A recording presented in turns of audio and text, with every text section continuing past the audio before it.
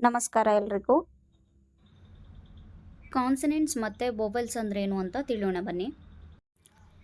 English ಆಲ್ಫಬೆಟ್ನಲ್ಲಿ letters A, E, I, O, U ಇವೆಲ್ಲವನ್ನು ನಾವು ವೊವೆಲ್ಸ್ ಅಂತ ಕರಿತೀವಿ. ಈ 5 ಲೆಟರ್ಸ್ ಬಿಟ್ಟು ಇನ್ನು ಉಳಿದ ಎಲ್ಲ ಲೆಟರ್ಸನ್ನು ನಾವು ಕಾನ್ಸನೆಂಟ್ಸ್ ಅಂತ ಕರಿತೀವಿ. ಸಿಂಪಲಾಗಿ ಹೇಳಬೇಕು ಅಂದರೆ ವೊವೆಲ್ಸ್ ಅಂದರೆ ಸ್ವರಗಳು ಅಂತ. ಕನ್ನಡದಲ್ಲಿ ಆ ಇಂದ ಅವ್ವರೆಗೂ ಇದ್ದೀವಲ್ಲ, ಅ ಆ ಇ ಅದನ್ನು ವೊವೆಲ್ಸ್ ಅಂತೀವಿ. ಕ ಖ ಗ ಘ ಞ ಇದೆಯಲ್ಲ ಅದನ್ನು ನಾವು ವ್ಯಂಜನಗಳು ಅಂತೀವಿ. ವ್ಯಂಜನ ಅಂದರೆ ಕಾನ್ಸನೆಂಟ್ಸ್ ಅಂತ ಅರ್ಥ.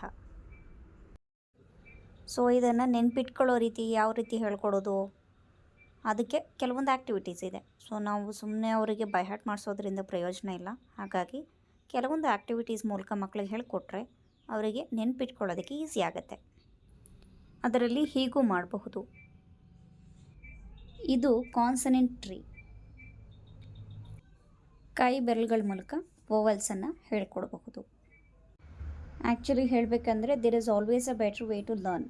ಸೊ ಇದೇ ಮೆಥಡಲ್ಲಿ ಮಾಡಬೇಕು ಅಂತ ಏನಿಲ್ಲ. ನಿಮ್ಮ ಮಗುಗೆ ಹೇಗೆ ಇಷ್ಟ ಆಗುತ್ತೋ, ಹೇಗೆ ಅರ್ಥ ಮಾಡಿಸ್ಬೇಕು ಅದು ನಿಮಗೆ ಚೆನ್ನಾಗಿ ಗೊತ್ತಿರುತ್ತೆ.